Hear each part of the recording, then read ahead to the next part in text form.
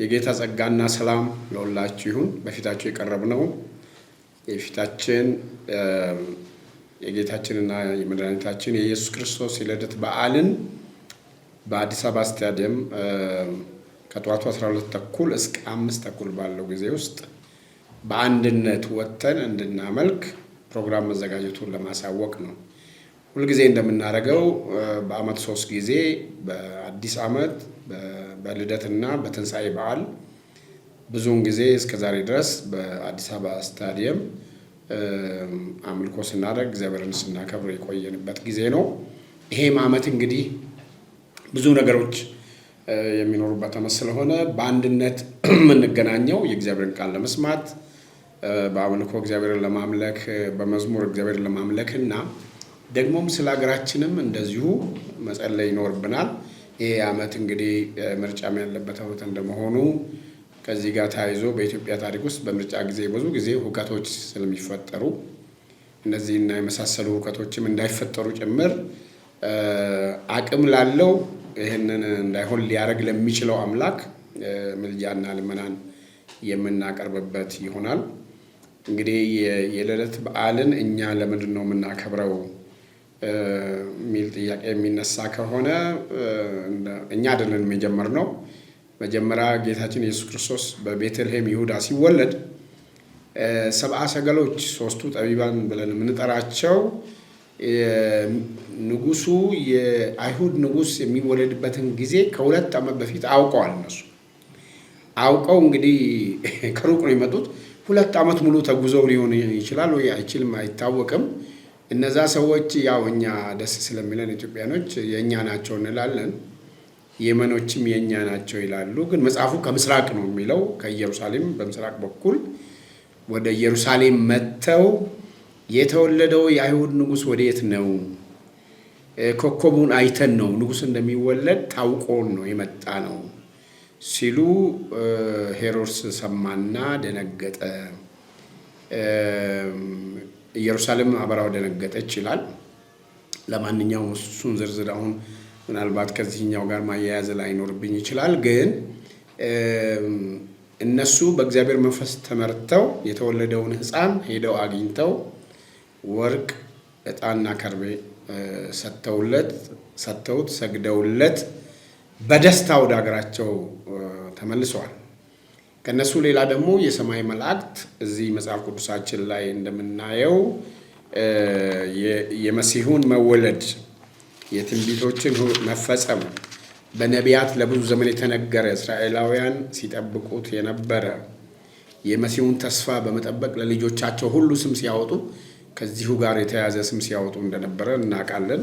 እና መላእክት መጥተው መጽሐፉ ይላል በዚያ ምድር መንጋቸውን በሌሊት ሲጠብቁ በሜዳ ያደሩ እረኞች ነበሩ። እነሆም የጌታ መልአክ ወደ እነሱ ቀረበ፣ የጌታ ክብር በዙሪያቸው አበራ፣ ታላቅ ፍርሃትን ፈሩ።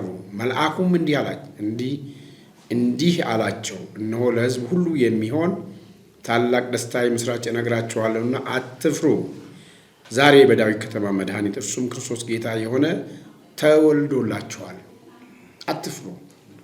እና በኋላም ብዙ ሰራዊት የመላእክት ሰራዊት ደግሞ ለእረኞቹ የታዩት ምን አሉ? እግዚአብሔርን እያመሰገኑ ክብር ለእግዚአብሔር በአርያም ይሁን፣ ሰላምን በምድር የእግዚአብሔርን በጎ ፈቃድ ለሰዎች ሁሉ ይሁን ብለው አወጁ። በሰብአ ሰገሎች የታወቀው በመላእክት የታወጀው እረኞቹም እንደተነገራቸው ሄደው አዩ ሕፃኑን ይላል። ምናልባት ከበዓሉ ወደ ስታዲየም ከመጥራታችን በኋላ ለብቻ ይሄን ጉዳይ የምንናገር ከሆነ ለምንድን ነው የምናከብረው? የጌታችን የኢየሱስ ክርስቶስ ልደት ምን መንፈሳዊ ፋይዳ አለው? ምን ማህበራዊ ጠቀሜታ አለው? የሚለውን እናይ ከሆነ እንደምታውቁት በመላው ዓለም ያሉ ክርስቲያኖች በሁለት ካላንደር የጎርጎሪያን እና ጁሊያን ካላንደር ፈረንጆቹ ዲሴምበር 25 አክብረዋል ኦልሬዲ። እኛ ጃንዋሪ በእነሱ ጃንዋሪ 7 ነው፣ በእኛ ደግሞ ታህሳስ 29 እናከብራለን። ሁሉም የክርስቲያን ሴክት ወይም ግሩፕ ካቶሊክ፣ ኦርቶዶክስ፣ ኢቫንጀሊካልስ ሁሉም ይሄ ልደት ያከብራሉ። ለፈረንጆቹ የአዲስ ዓመትም ዋዜማ ነው። ለኛ አዲስ ዓመታችን መስከረም ቢሆንም ነገር ግን ይሄ እግዚአብሔር ራሱ ወደዚህ ዓለም አንድያ ልጁን የላከበት የሥላሴ ሁለተኛ አካል የሆነው ወልድ ወደዚህ ዓለም ደግሞ የመጣበት እና ትህትናውንም ሌላ ብዙ ነገር መናገር እንችላለን። ግን አንዱ ትልቁ ስነ መለኮታዊ ነገር ምንድነው? በእኛ ሁኔታ የተገኘበት ነው። ኢንካርኔሽን ማለት በእኛ ሁኔታ መገኘት ነው። በፈረንጅኛ ኤምፓቲ የሚባለው እኔ በሌላ ሰው ውስጥ የሌላው ሰው ስሜት እንደሱ ሆኜ መረዳት። እግዚአብሔር እኛን የፈጠረ አምላክ በመሆኑ እኛን ያቀናል፣ ይረዳናል። ግን ደግሞ ክርስቶስ ፍጹም ሰውም እና አምላክነቱ ሳይቀነስ ሳይጎድል ክብሩም ተሸፈነ እንጂ ክብሩንም ሳያጣ ወደዚህ ምድር ሲመጣ ውስንነትን የማይወሰነው አምላክ በራሱ ላይ ሲቀበል ሰማይና ምድርም ክብሩን ሊሸከም የማይችለው አምላክ በአንድ ማህፀን ሲያድር ወደ ወገኖቹ መጣ። የገዛ ወገኖቹም አልተቀበሉትም። በእኛ መካከል ሊኖር መጣ። የሚገርመው ዋና ከተማ ኢየሩሳሌም አልተወለደም። በቤተልሔም ይሁዳ የዳዊት ከተማ በሆነችው ሲወለድም ደግሞ እንደዚሁ ምን ሆነ ሲባል ቦታ አልተገኘለትም። እንግዲህ ጁልየስ ቄሳር ጣሊያናዊ ነው፣ አሕዛብ ነው፣ ትንቢቶቹን አያውቅም። ጁልየስ ቄሳር ምን እንዳነሳሳው ሳይታወቅ ሰው ሁሉ አገር ሄዶ ይጻፍ ብሎ አወጀ። ከገሊላ ክርስቶስ አሁን እውነቱን ከሆነ ገሊላ ነበር መወለድ የነበረበት። ከገሊላ ዮሴፍና ማርያም ከገሊላ ተነስተው ወደ የደቡብ እስራኤል ሲመጡ ትንቢቱ እንዲፈጸም ሚክያስ 5:2 ላይ ከይሁዳ ከተሞች አታንሺም ንጉሥ ይወለዳል ካንቺ የተባለው እንዲፈጸም ክርስቶስ ወደ እንግዲህ እነ ዮሴፍ ማርያም ከይሁዳ ናቸውና ወደዛ መጥቶ በይሁዳ ቤተልሔም ተወለደ። መወለዱን መላእክት አበሰሩ፣ እረኞች አወቁ፣ ሰብአ ሰገል አወቁ። መወለዱ ለብዙዎች ደስታ፣ ለአንድ ሰው ግን ድንጋጤ ሆኗል። ስለዚህ የክርስቶስ መወለድ የዓለምን ታሪክ ዓመተ ምሕረት የሚል ያመጣ ነው። ዓመተ ፍዳ አልፎ ዓመተ ምሕረት ካላንደራችን እንኳን የተለወጠበት ሁኔታ ነው። ምንም እንኳን እሱን ለመለወጥ የሚፈልጉ ሰዎች ቢኖሩም ዓመተ ምሕረት ነው። እግዚአብሔር ምድርን የጎበኘበት፣ ወደኛ የመጣበት፣ ከኛ እንዳንዱ የሆነበት፣ ውስንነትን እኛን ለማዳን ክርስቶስ በራሱ ላይ የቀበለበትና እንግዲህ በፊልጵስዩስ ምዕራፍ 2 ያለውን መተንተን አሁን እዚህ አስፈላጊ ላይሆን ይችላል። ግን በአጭሩ የምናከብርበት ምክንያት የእግዚአብሔር በጎ ፈቃድ ለሰዎች ስለሆነ፣ ሰላም ስለታወጀ፣ ክርስቶስ ወደኛ የመጣው እኛን በኃጢአት ምክንያት ከአምላክ የተለየንን ሊያስታርቀን ስለሆነ የክርስቶስ ልደት በደስታ የምናከብረው ነው። እግዚአብሔር አንድያ ልጁን የሰጠን ስለሆነ እኛ ደግሞ በልደት እንደሚታወቀው በነጮቹ ዓለም በተለይ ስጦታ ሰዎች የሚከፋፈሉበት ጊዜ ነው። ለተቸገሩ፣ ለተገፉ፣ በችግር ውስጥ ላሉ እንደነሱ ሆነን ደግሞ አብረን እኛም በስሜታቸውም ብቻ ሳይሆን በሚያስፈልጋቸውም እንድንጋራ ያስፈልጋል። ለማንኛውም ይሄ እግዚአብሔርን ካመለክን በኋላ ስንመለስ የምናደርገው ነው። በዓላት የግብዣ የመብላትና የመጠጣት ብቻ መሆን የለባቸውም። የሚቀድመው በማለዳ ወጥተን እግዚአብሔርን ማመስገን ስለሆነ ቀኑ ረቡዕ ነው፣ እንዳናሳብብ፣ እሁድ አይደለም። ቀኑ ረቡዕ ነው። 29 ታኅሳስ 29 ከጠዋቱ 12 ሰዓት ተኩል ጀምረን በአራቱም አቅጣጫ በሸገርም ያሉ ክርስቲያኖችና አብያተ ክርስቲያናት አዲስ አበባ ብቻ ሳይሆን በሸገርም ያሉት ሊመጡ ይችላሉ። መተን በአንድነት አምልከን ጥሩ ፕሮግራም አድርገን ከዛ ወደ የቤቶቻችን ደግሞ በሰላም እንመለሳለን። ፓስተር ሙላቱ ኤርሚያስ እባላለሁ። በኢትዮጵያ ወንጌላውያን አብያተ ክርስቲያናት ህብረት የአዲስ አበባው ክልል ዋና ጸሐፊ። አሁን ፕሬዝዳንታችን ፓስተር ጻዲቁ እንደገለጹት እንደገናም ደግሞ የአዲስ አበባው ክልል ሰብሳቢም እንዳሉት ይሄ የጌታችን የኢየሱስ ክርስቶስ የልደት በዓል ከመቼውም ጊዜ በተለየ ሁኔታ እግዚአብሔርን የምናመሰግንበት ብዙ ምክንያቶች አሉን።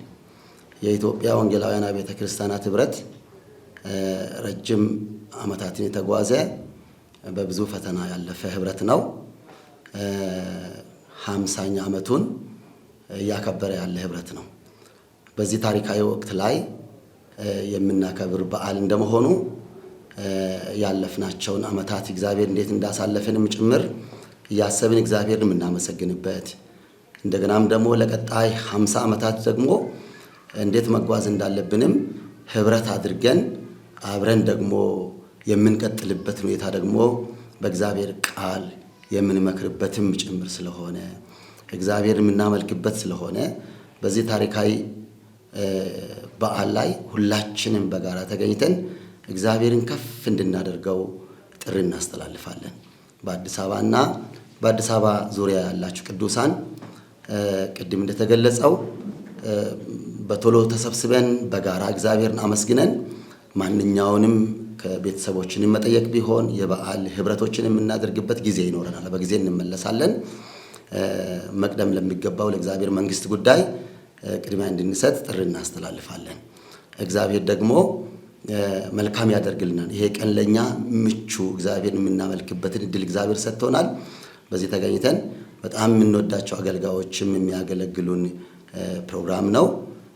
ከዛም አልፎ ተርፎ ደግሞ እግዚአብሔር በልዩነት ይሰራል። ቅድም እንደተባለው በስቴዲየም የተለመዱ መስከረም 1ን የጌታችን የኢየሱስ ክርስቶስ ልደት በዓልን እንደገናም ደግሞ የጌታችን ትንሣኤንም ሁልጊዜ እናከብራለን። እንደተለመደው እነዚህን ፕሮግራሞች በልባችን ይዘን ሁልጊዜ በነቂስ ወጥተን እግዚአብሔርን ከፍ የምናደርግበት እንዲሆን ጥሪ እናስተላልፋለን። እግዚአብሔር በዚህ ቀን ይሰራል። ነፍሳትንም ጭምር ጋብዛችሁ ወደ ጌታ መምጣት ያለባቸውን ሁሉ እየጠራችሁ እንድትመጡ ኅብረት እንድናደርግ አስፈላጊ ስለሆነ ይሄ ቀን ጌታችን ኢየሱስ ክርስቶስ ወደዚህ ምድር ሲመጣ ክብር ለእግዚአብሔር በአርያም የተባለበት ነው። እንደገናም ደግሞ ሰላም ለምድር የታወጀበት ስለሆነ ሰላምንም ለምድራችን የምናወጅበት ቀን ስለሆነ በዚህ መተን ኅብረት እንድናደርግ ይሁን።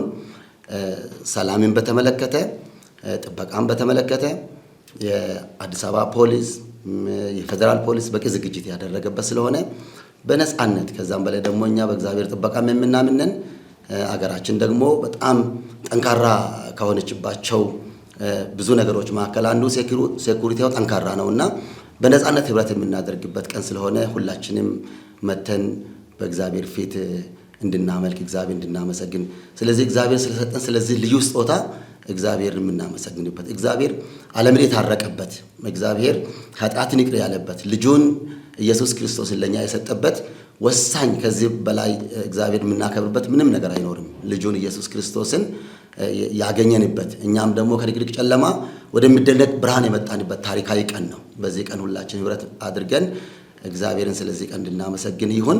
እግዚአብሔር ይባርካችሁ። እግዚአብሔር አገራችን ኢትዮጵያን በሰላም ይባርክ። አመሰግናለሁ። እሺ፣ አመሰግናለሁ። ስሜ መጋቢ ዶክተር ሲሳይ መላኩ እባላለሁ። በአዲስ አበባ በኢትዮጵያ ወንጌላውያን አብያተ ክርስቲያናት ኅብረት የአዲስ አበባ ክልል የቦርድ ሰብሳቢ ነኝ። ዛሬ የተገኘ ነው ቅድም ፕሬዝዳንታችን እንዳሉት ከፊት ለፊታችን ያለውን የልደት በዓል ምክንያት በማድረግ ለሕዝቡ መልእክት ለማስተላለፍ ነው። በመጀመሪያ ለዚህ የልደት በዓል ያሉን ምዕመናን ሁሉ እንኳን አደረሳችሁ ማለት እወዳለሁ።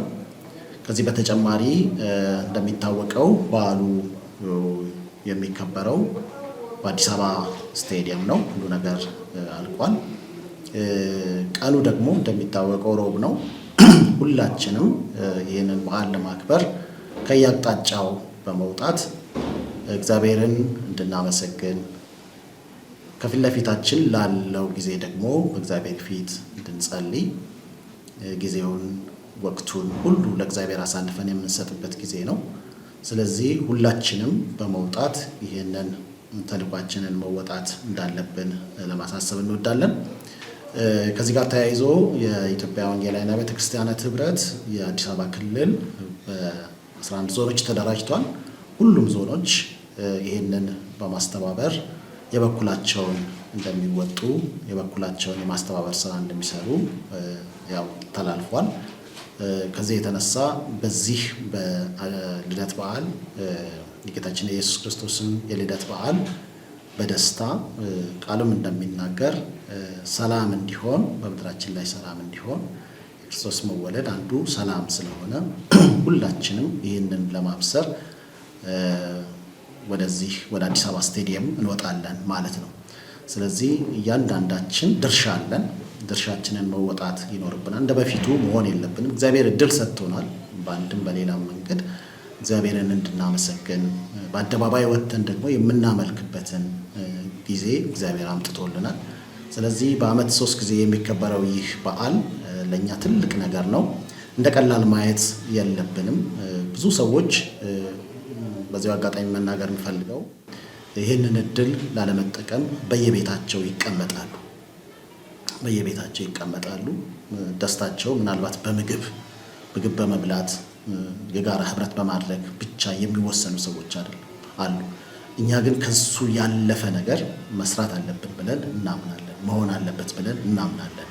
እግዚአብሔር በአንድም በሌላም መንገድ ይህንን እድል ስለሰጠን ሁላችንም ልጆች፣ ወጣቶች፣ አዋቂዎች ሁሉ በመተባበር በአንድ ልብ በአንድ መንፈስ ወጥተን ይህንን በዓል ይህንን የልደት በዓል ማክበር አለብን።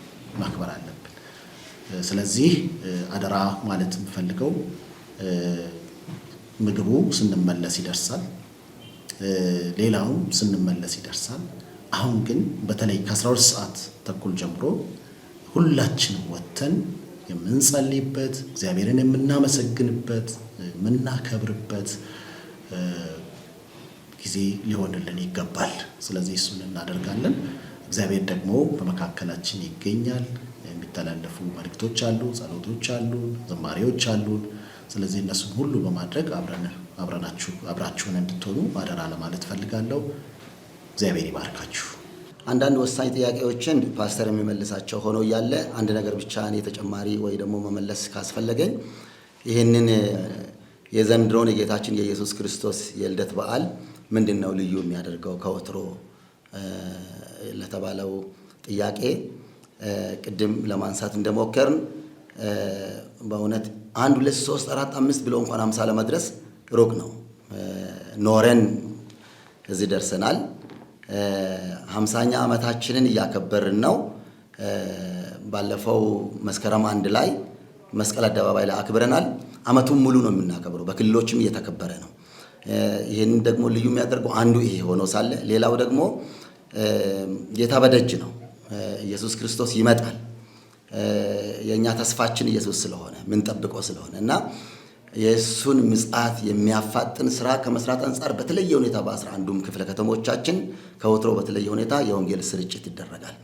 ሁላችንም በወንጌል ስርጭቱም እንድንሳተፍ በተለያየ አቅጣጫ ስምሪት ተሰጥቷል።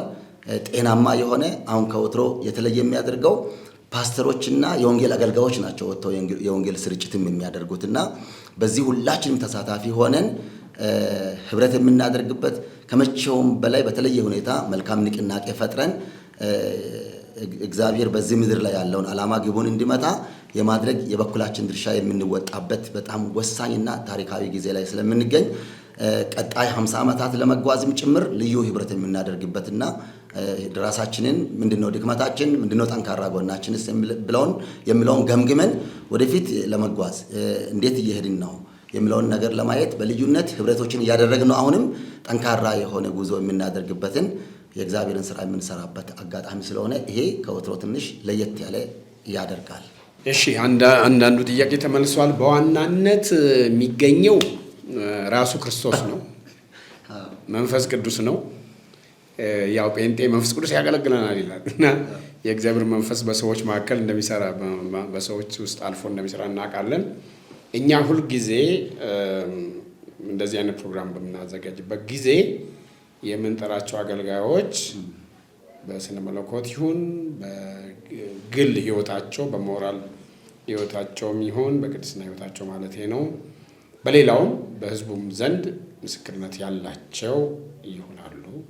ስለዚህ ጊዜው ሲቃረብ ፖስት ሊላክላችሁ ስለሚችል ዘማሪዎችም የቃሉንም ደግሞ የሚያገለግሉ እንደዛው ስለሆነ ቀድሞ ነገሌ ናቸው ማለቱ አስፈላጊ አይመስለኝም።